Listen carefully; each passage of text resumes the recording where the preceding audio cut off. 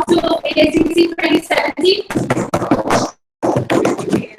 on the motion that this House believes that social media sites should fact check posts on their verified accounts. I invite the Prime Minister to take the floor.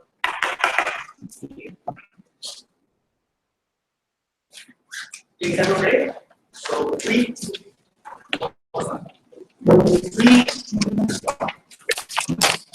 Ladies and gentlemen, the lies spread by social media have become so pervasive that we have to come up with a different word to describe the future world. That is to say, the era of post-truth. And something that we regret, something that we believe is not the status quo, and we believe that on our side of the world, we solve that problem. What do we endorse and what do we oppose? First, we endorse backing the post that indicating objectively wrong facts in the verified account. What are objectively wrong facts? Things like Donald Trump stating that NASA causes us to lose 10,000 jobs a year. Things like Rajuk stating that NHL costs us $1 million, 1 million British pounds each day. These are objectively wrong and they must be flagged. We are not saying they should be removed, but they should be flagged. Secondly, we do not that are subjective. That is to say, if someone claims that NASA is bad, we understand that it is open to interpretation and we will flag these posts. Thirdly, we can take away the verification of accounts that consistently post things that are objectively wrong and false. Now, why do we believe that the social media should contain these sorts of posts? We understand that social media is very influential. We understand that social media has become a dominant source of news in the present status quo, and people generally go out to social media to find their daily needs. We understand that many people in the world are subscribing to social media and subscribe more to the pages that are verified because they understand that these pages have gained validation from that social media. That is to say that when around the page, they understand that this is a page that is validated by the media itself. They understand the fact that these pages must contain some sort of truth and these pages must be verified. That is why it is especially harmful to let these pages post false things. What we will tell you in this debate are firstly, why social media has a moral imperative to verify facts and verify accounts. Secondly, why lies spread to social media are harmful. And thirdly, why social media has an incentive to act. The first point, why social media has a moral obligation. We understand that social media verifies accounts of people like Arellano, people like Trump, people like Arellano, and all sorts of people like these. Let's recognize one fact right here. Social media is the dominant source of news in the current status quo. Many people subscribe to it, and many people, when they see the verified click mark, they take these news to be true or some sort of subjectively true as opposed to being objectively wrong, which happens in many cases. That is to say that when Michael comes out and states in his own page that only 7% of the world. We understand that that's something that's objectively wrong. When Michael says that only wage gap is only a myth and doesn't exist, we understand that it's extremely wrong because economics will tell you that only 85 cents are earned by a woman as opposed to $1 by a man.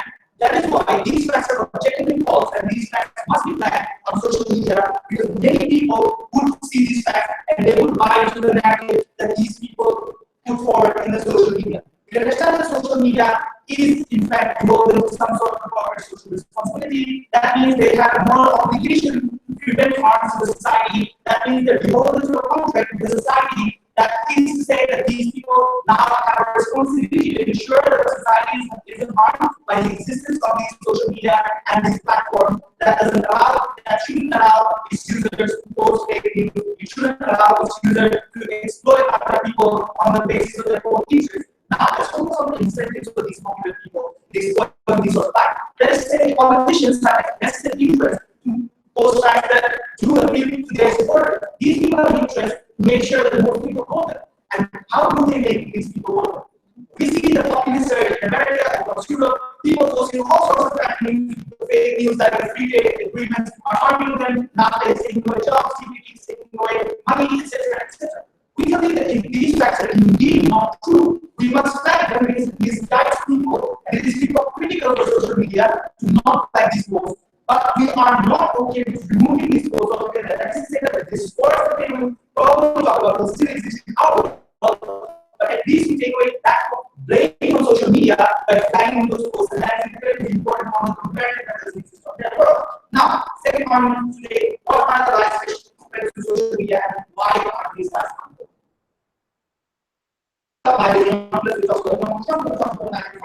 Let's look at our students. Let's look at Patricia Arellano. These people come out and say, if they don't go to accept the speech, that they are black people not raised 13, women should do. That is a lie. And it's a lie that not only hurts women, it hurts intersectional feminism, and it hurts intersectional bonding of the community. These lies, when they are posted by the social media, essentially takes away the avenue for these people to express their hatred or express these false facts anywhere else. Because we understand that people watch social media more than they watch television or other avenues that are used to spread these forms of life. So when people see that social media has acted like these sorts of lies, they will not buy into the rest of the community somewhere else either. That is to say that it legitimizes these people's lives, and it is very important to legitimize these lies are objectively wrong. Secondly, social media has way more influence in 21st laws as opposed to other agencies that do so. That is to say, public podium on etc. where you can speak, you broadcast yourself on internet, etc. There is nothing on social media that say people, when they see elsewhere, they also recognize that it is false. When the social media gives you a step of validation, it has to ensure that its validation is made in good faith. It has an obligation to ensure that its validation is proper. And therefore, we believe that we should not allow people to misconstrue facts in a way that harms other communities. We should not allow people to make up things that make them appeal to their voters or appeal to their supporter base in cost of the lives of other communities, spreading hatred to social media. We're not going to allow ourselves to work. First, the slide has both is less value to bigots and less value to lives in general. Why? Because the credibility is taken away from them. People no longer believe that these people are. And they come by the we saw a huge movement against these comments made by the because they started to develop. And now look where he is. This guy had to be private because of the protest against him. We understand that every bigot should be treated as such as they are. They cannot be allowed to post lies. They must do that. Secondly, prevent the creation of post to the world, something that is a horrible, horrible thing that would otherwise become if they continue with their stuff. Thirdly, we allow greater social traction in our world. Because we flag these posts and because we tell people that there are things that are objectively wrong and cannot be justified no matter what. And therefore, we are very proud. Thank you very much for that speech. I invite the leader of opposition.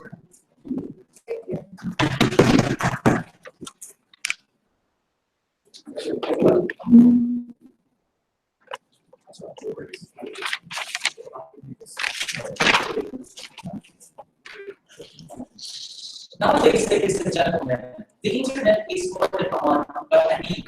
We need the internet for many reasons. Well, because of this, because we need the internet. The people use the internet, including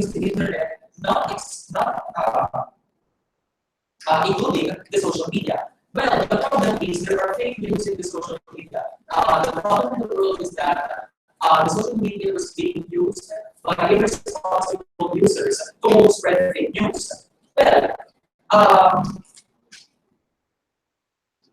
we believe in the opposition side, the government edge failed to clearly demonstrate on how these social media sites will actually fact check these posts and these verified accounts. Now, my deputy leader of opposition will talk about more of the implications of this motion. We'll add about 2 points. My first point is that the verification. These accounts were already verified. These accounts were already verified to constitute public trust, and to constitute credibility. There is a process of applying to actually verify your account in these social media sites. So these verified accounts already prove their legitimacy. For example, X news agency, because even news agencies now choose to penetrate the social media audience in order to inform the public, inform the people of the latest news. Now, if everything that they will post, will be verified, must be first verified by these social media accounts, then it will be harder for these news agencies, for example, to actually exercise exercise their purpose, and in the end, it will in the end, it will seem that these social media sites will be ineffective form of actually informing the people. And even if it is verified, it is not impossible that these, even if it is not verified, it is not impossible later. It is not impossible that these news will never be fake, because there is, we believe, and this will be discussed by the next speaker, that these news, that these informations cannot actually be 100% verified as true, as correct by the social media sites. Now, my second argument is this: the burden of fact checking. And it is also in rebuttal in the social responsibility argument of the government bench. The burden of fact-checking does not fall in the social media sites, but the people, the audience themselves. It is not the social media sites who shall be held responsible for these fake news. It is not them who in the first place created those news. For example, Celebrity X posted an information. Then Celebrity X using a verified account. And then it underwent and passed the social media sites verification proposed by the government bench. And then the news happened to still be fake, which is not impossible to happen. Then it is, from there, ladies and gentlemen, we can see that it is the primary responsibility of the audience themselves to first verify this information before believing it as believing it prima facie. Would you prefer a world where news was abundant but a majority of it was fake, or would you prefer a world where news was scarce but all of it was real? I will prefer a world where we are the people, that every people has the ability to create news in a better manner than your proposal. So going back in the burden of fact checking, these social media sites or the audience themselves should these social media sites should encourage people to first check the correctness of this information, because it is not there. The social media sites are only forum for information dissemination, so that the people may be informed.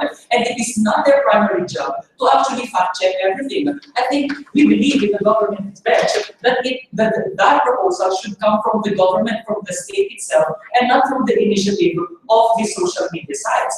The government should also take steps in ensuring that all information, be it coming from the social media or in any other forum or in any other video, are considered or are correct. Now, yes, you said that the government is a better actor in terms of flagging. You said that government is a better actor in terms of flagging these hate posts. That is to say that when Donald Trump is in the government, he can post anything he likes because he won't flag himself. That is why we told you why social media is a better actor. Can you justify why government is a better actor? The government bench believes in the good faith of the government beyond from the idea of the opposite, beyond the idea of the government bench on how government administration treats these news and everything. Third, ladies and gentlemen, is that we in the government bench proposes that instead of engaging with the proposal, engaging with the motion, or even if we don't want to engage with the government, we don't want the government, the state, to take steps against this against the potential fake news. We shall have a heavier punishment and held responsible the people who consequently created fake news. This heavier punishment will deter more fake news to happen. This will more likely to deter the occurrence of fake news. Because if people will be afraid of harsher punishments, which is not existing in the present laws, then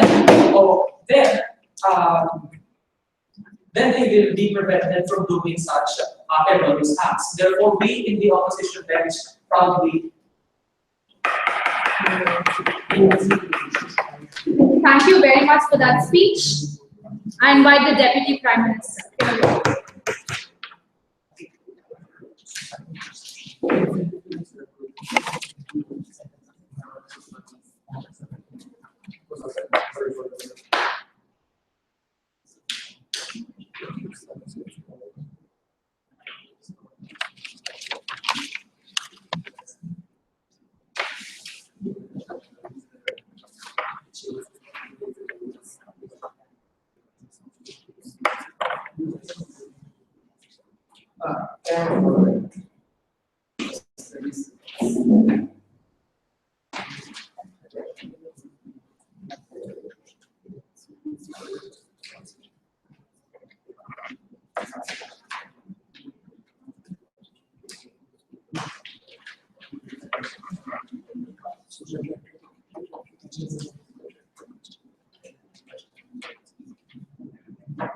Are you ready? Yes, right.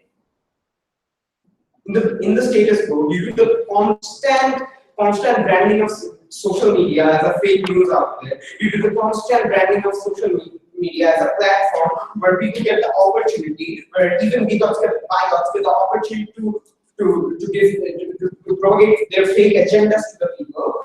Social media has already got itself a bad name, right? And it tells you that people already are having this perspective that social media is a platform to propagate fake news. But in our world, when social media is initiating these fact checks, what would happen is this would give more credibility to the social media, which would mean people would be more receptive to social media as well, right? Now, they question how would we actually fact check these questions. My first speaker has clearly analyzed how there will be a certain red flag or flag of any particular color which would identify that this particular post contains fake facts, right? Again, they told how news agencies and individuals only get to serve their purposes on social media. Let me clarify. We're just checking factual posts. Posts that contain certain facts that can cause certain social problems in the society. Right? We are not certainly fact-checking subjective posts where a celebrity is telling how they feel, or where a celebrity is expressing their opinion on something. We are just checking those posts which might cause trouble in society, because understand that these celebrities have a large scale of influence around the world. Right? Moreover, they also say how these accounts are already verified without and need no further verification, without ever clarifying how this just the verification that this is the real account of that particular individual would drive that individual not to post anything fake, which is already happening in the status quo, right? We see that in forms of Rajuk and we see that in forms of million. Lastly, they say that the government will check these facts on social media without ever telling us why they think that the government has the right to intervene in social media. Moreover, they do not consider the fact that there might be even government individuals who are directly propagating certain fake facts on social media. Right? Understand that in that scenario, the government would be far less likely to actually fact check these posts. Right? Even in a world where the government has access to social media, which they don't in the first place. So we really believe that since social media already have an active incentive in order to get more credibility, and since social media can actually screen this, it is one of the responsibilities of the social media, not the government. Now, again, we live in a world where today technology has reached out to every corner of the world, right? Even in remote and rural areas where people know very little about current geopolitical issues at the moment. Understand that with technology comes social media. We need to keep in consideration that social media has reached out to different parts and even the remotest parts of the world where people are often sometimes educationally lagging behind. Which means, understand that even in third world countries where people are not even literate, social media has been accessible to most people. Even in a country like Bangladesh, the literacy rate is 63. Even in India, where most people are not literate, social media is accessible to most people. And understand that people often blindly follow these celebrities on social media or these political entities on social media, right? Which means that since these people are not already educationally developed, they are far more vulnerable to be affected by these fake news, right? They are far more likely to actually buy these news without researching or anything, right? And understand that these blind beliefs would actually lead them to believing these facts, which could cause further unrest in society. Moreover, the freedom of speech that they talk about still exists in our world. Because understand that we are certainly not deleting these posts. We are just telling individuals which certain fact in their post is right and which certain fact is not, right? That is, we want a world where people are more informed about what is happening, right? And in our world, freedom of speech is existing side by side. Moreover, social media has become the dominant source of news, right? Understand that a large number of people directly depend on social media for news, right? And understand that in this scenario, if fake news is propagated through social media, it is far more likely to spread, right? And in such circumstances, we believe that it's also a moral obligation for social media to actually cater to the people, right? Since and moreover, there are even the millennial generation today even lack on social media for news, right? So we believe that it would be far more harmful if fake news is propagated through social media, right? Moreover, there are individuals who are inherently biased against certain social groups. And understand that most people on platforms like social media are not moderate, right? People in many cases inherently have stereotypes against and are biased against certain social groups. These people follow celebrities and philosophers on social media who often have similar ideologies to them. Now, understand that how important agendas are undermined through this process. Understand that due to constant marginalization of black people in America since the past, there are still stigmas against them existent in the contemporary and American society. So when a white supremacist follows another individual who is a white supremacist celebrity, and understand that when that individual posts fake facts about black people committing crimes, people are far more likely to buy those facts, right? Because of the constant stigma, because of being existent against black people. Again, black people are constantly looked upon as people who are hippies that smoke weed every day, right? Understand that this stereotype exists because of fake branding of black people on social media. Understand that the consumption of weed might be the same as white people, right? But understand that these people are constantly attacked on social media.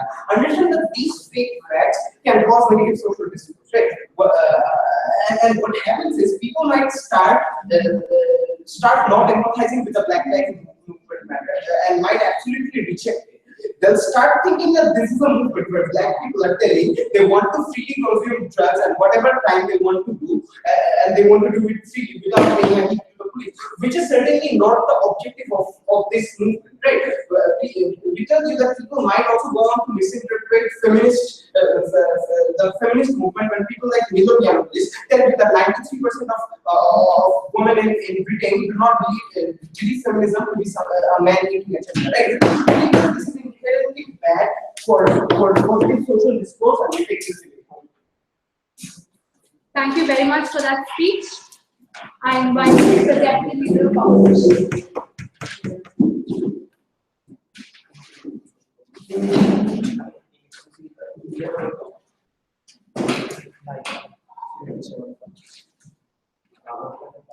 Anyone of you have water? Yeah. Sure.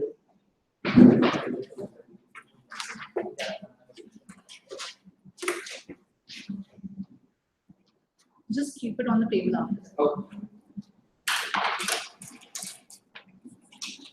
Ladies and gentlemen, most of the people now are using social media for getting and being aware of the news all over the world, not only to our country or to every country in the world. But ladies and gentlemen, we are also aware that the users of social media are aware that social media can have fake news over it. And into that, I'll first take my rebuttals. Well, what the government bench is saying is that they do not relate what they're saying to the fact checking. They just said things that, oh yes, there is fake news. There is fake news in social media, and we need to verify it. But ladies and gentlemen, they do not relate how they will fact check it, and how will it be done. First, going to my argument. First, this will just cause a time delay. Ladies and gentlemen, fast checking on social media will cause difficulties or problems, not only for the verified account, but also for the people using it. Because of first, it will cause delay of time. Why? Madam Speaker. Let us say, for example, news account X was already verified, and of course, there is a necessity for them to deliver news for the people using social media. And so, if they deliver news for this, and let's say, for example, that there is fact checking that are happening, then this news that was supposed to be delivered by this news account X will be delayed. So the people, there will be another dilemma now. So there will be there will be a confusion between the real news and fake news, and then the delay of news given by the news account X, because of this fact checking. Going to this, it seems that there will be fact checking. We will just be exacerbating the problem of fake news. Ladies and gentlemen, later, if there will be fact checking, then the people might say, oh, their accounts verified, or the social media has fact checking. So it might be true. For example, Facebook now, yes. Do you concede the fact that fake news that exist in the internet that are hateful or harmful? That is to say that when people like Milo Yiannopoulos say that feminism is cancer and only 7% of the world is feminist, do you think that is harmful to have that account verified? Well, ladies and gentlemen, it is not automatic for it that for it. So going back, it will just be exacerbating the problem of the fake news. Well, let's say, for example, Facebook, and the account is verified. Account X was verified, and there's fact checking on Facebook. So now the people will just use it to the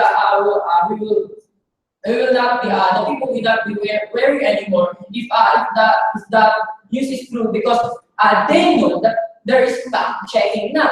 So there will be a dilemma now, another dilemma that this fake news, supposedly this fake news, will just exacerbate the problem of it.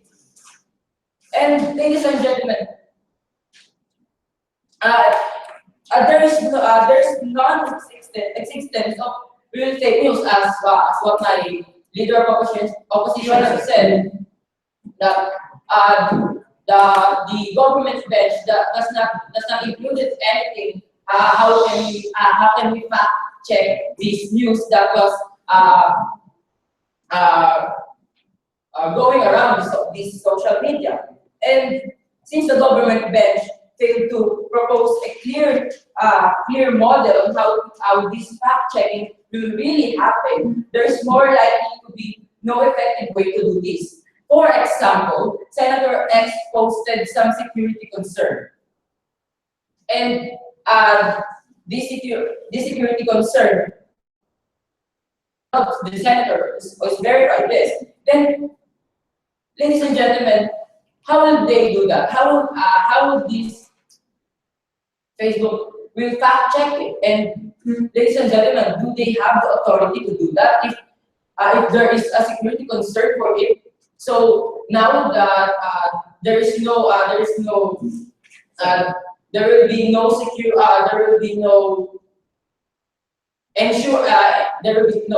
insurance that Facebook will not use this data that posted by the Senator X about the security concern.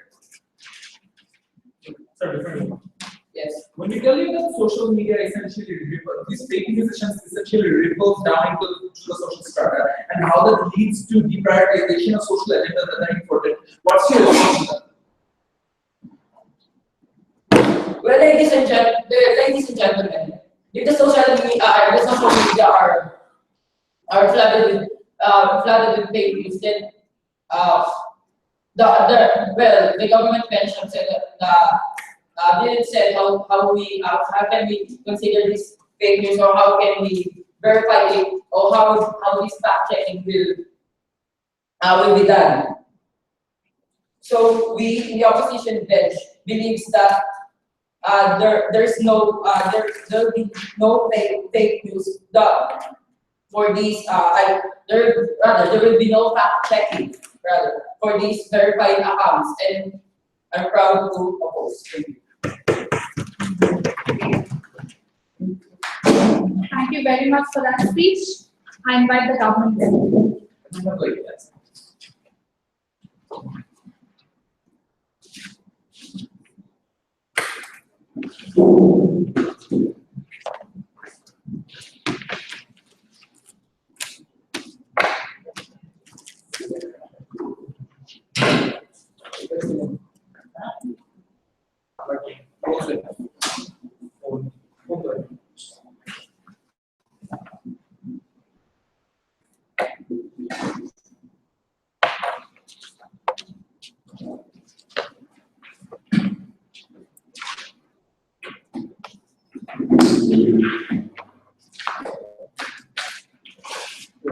Yeah. With great power comes great responsibility. People who have attained a blue tag, you get verified by Facebook. You get legitimized, and people tell you that this is an individual that is legit. This is an individual who has subscribers, and this is an individual who matters. It implies that not only you as an individual matter, but also your agendas, also all the posts you share, also all the posts you write, and all the content flooding through your Facebook profile, all the content flooding through your Twitter profile are essentially deemed to important, which essentially means that since we validate this, it's important to make sure that harmful agendas do not exist. It is important to make sure that these agendas cannot exist out in the open and garner public support. It is important to ensure that people like Donald J. Trump don't get away with saying that global warming is a hoax. It's important to make sure that Margo Yiannopoulos does not get credibility for saying that the wage gap does not exist. It comes down to the fact that it's very important to regulate these blue tag accounts, and they have a much higher level of responsibility than regular accounts, right? So before we go on to clash some general difference. So essentially an argument that we got from the first two speakers of our bench were essentially the ideas of how feasible there is no feasibility. That's something that's tackled by the second speaker, but for the sake of this debate, I'll do it again. We tell you that these are social media agencies that have no lacking assets. These are social media agencies that have a lot of avenues. It's not hard for these agencies to form an algorithm. It's not hard for these agencies to even employ a 1,000-man force simply to regulate these people. If feasibility isn't the problem, but even if feasibility was a hard stretch, we still believe that it's still more important to get 10 minutes to get a post published rather than limiting the hate speech and propaganda. We believe that's something that needs to be out there, right? So the other constructive that we got from them was essentially the idea that people and the government should be responsible and not social media and how that's not social media's job. So that's my first question. Whose responsibility is it, and who is a better actor to cater to this particular problem? But we are different. So understand that both sides concede to one fact. Both sides concede to the fact that fake news is a problem. So at the end of the day, since we're both on the same grounds, it's up to us to justify which side is more effective. This class will explain why that side is more effective, right? So what does Sanitba tell you? What does my PM tell you? My PM tells you that social media needs to be responsible because it's the main propagator. It's the reason that these scams spread. So he also tells you the piece. He also explained the moral obligation and why social media should do so to prevent such harms. How these harms are abundant in nature and how these harms ripple down to people and stuff. We believe that these harms are explicitly the reason why Brexit happened. How Nigel Farage got away with passing Brexit based on false facts. How he cost Brexpats their jobs. How he cost Britain their economy. We feel that these are things that need to be tackled, and therefore social media has a moral obligation to do so. But beyond that, we also showed you the incentives for social media of doing so. We told you that social media, when fake news is prevalent, social media ends up losing its credibility, and in order to keep a proper exponential amount of subscriptions, and in order to keep an exponential amount of revenue, which is essentially what the social media accounts garner around, it's important to these social media automatically have something to gain from this, right? And then what do we give you? We give you a check and balance system. We tell you why it's effective, and we tell you that this is the solution.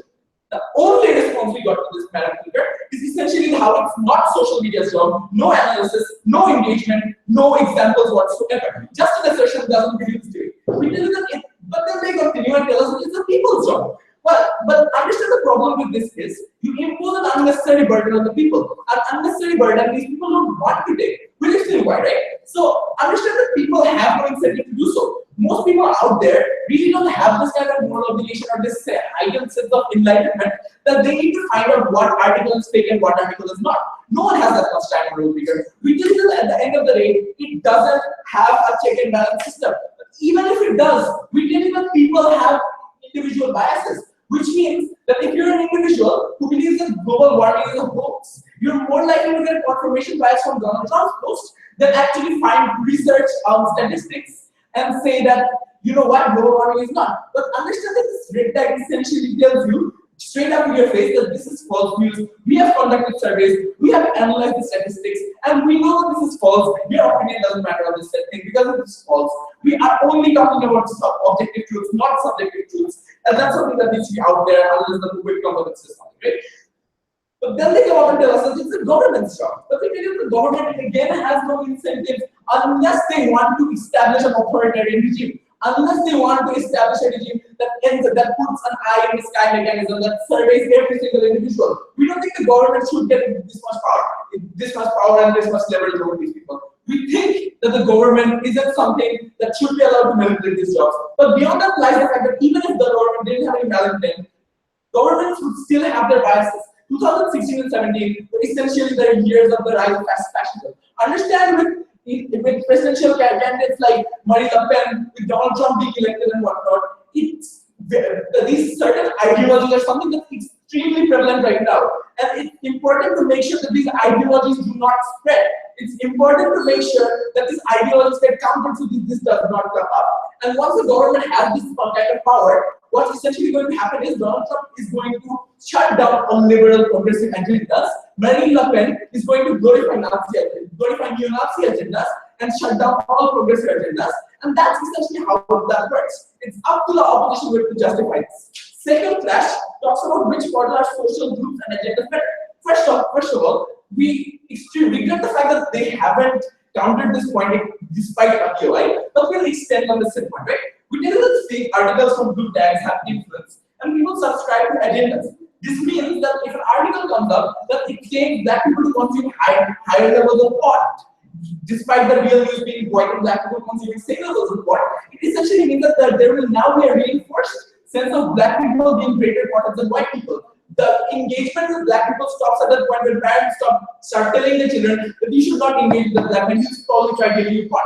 Which means that you no longer have that form those kind of interaction, you no longer form that kind of empathy with those people. This is applicable for the feminist agenda with no wage gap posts, and this is also applicable for global warming. We are very proud of those people.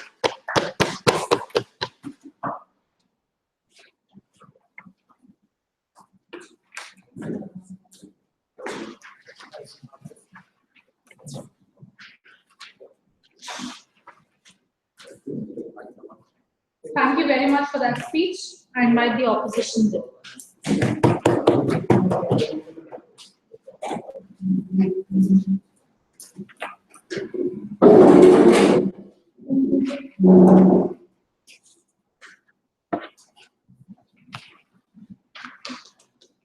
Madam Speaker, the opposition side believes that media sites should not fact-check posts on their verified accounts. But before I state the opposition side's arguments, allow me first to have my rebuttals for the government side. First, the government side believes that unverified social media accounts posts may bring harm or misguide people. Yes, that's true. There are a lot of social media accounts now that are scattered, and we do believe that if people are misguided because of the posts, it is not the social media's accounts anymore. Instead, it is the burden of the person who is reading this. I will explain further later. Second rebuttal. The government side also believes that social media is the main source of offense. Well, that's it, Madam Speaker. Social media was designed, social media was made to reach out people, to contact people easier. What if that account was actually a legit news account? Allowing fact-checking posts will be the cause of delay. I will explain further later too. The government bench believes that first, fact-checking post media sites is one reason for the cause of delay. Madam Speaker, what is the main importance or what is the real essence of social media sites? This is to reach out people. This is to contact them easier. This is also to help people to be updated in a daily basis. But if we were to look at the motion, social media sites should fact-check posts, there is this one idea that pops in our mind, a process. There will be a new process that social media accounts should undergo before posting on their verified accounts. Yes, this may be a good idea for us to be sure if the social media accounts are to lead us or not. But don't you think that this can also cause harm? Let me give you an example. News account X posted the news about an earthquake that is currently happening near their place. The reason for this is to reach the right authorities faster and to help the affected ones and to alarm everyone for their safety. Now, because of the allowing of social media sites to undergo fact check on their accounts, undergoing in this process will kill first or will cause total damages first before posting or allowing the news to reach the authorities. Can you see how worse this fact checking is? Second, the burden to be fact checked does not lie to the social media account, but instead on the person reading it himself. Let us be true, ladies and gentlemen. There are a lot of social media accounts scattered and followed by people. Let me also give you an example about this. I have a Facebook account, and I've read a news, which I don't know if it is legitimate or not, and how sure, now that I don't know if it is legitimate or not, I will exert due diligence to believe it or not. I will exert due diligence to believe it or not. Do you see the analysis in it? It is not automatic that when we read something on the internet, we will automatically believe it. Right? Is it taken? And with that, ladies and gentlemen, the motion that social media sites should fact check posts on their verified accounts does more harm than good. Thank you for that speech. I invite the opposition to reply.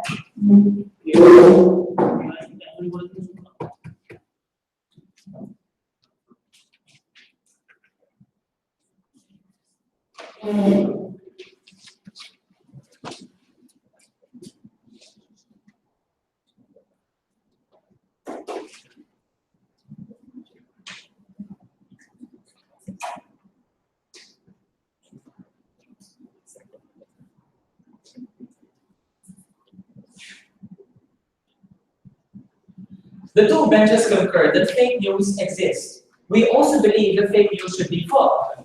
However, we in the opposition bench cannot support the motion that fact-checking of posts of verified accounts by social media sites. Because first, the government bench failed to exhibit the positive implications of this fact-checking, aside from saying that it will merely stop fake news.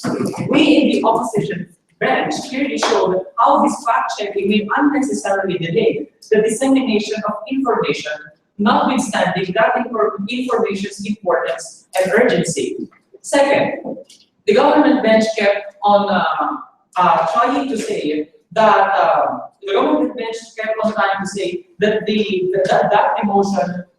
that the motion will stop the spread of fake news, that the motion will stop the dissemination of fake news in various ways. Well, it is not automatic that these fake news will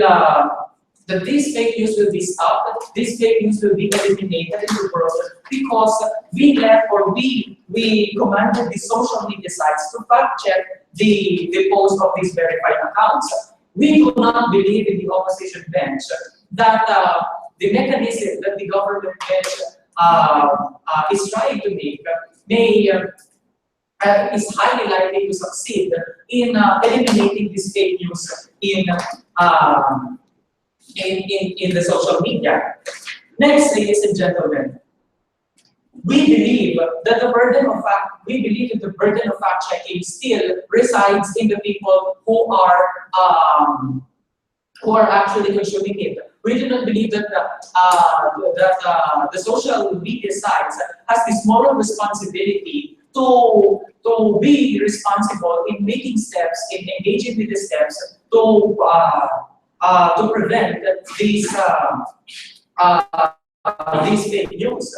Therefore, ladies and gentlemen, we in the opposition bench oppose. Thank you very much. I invite the government to reply speaker.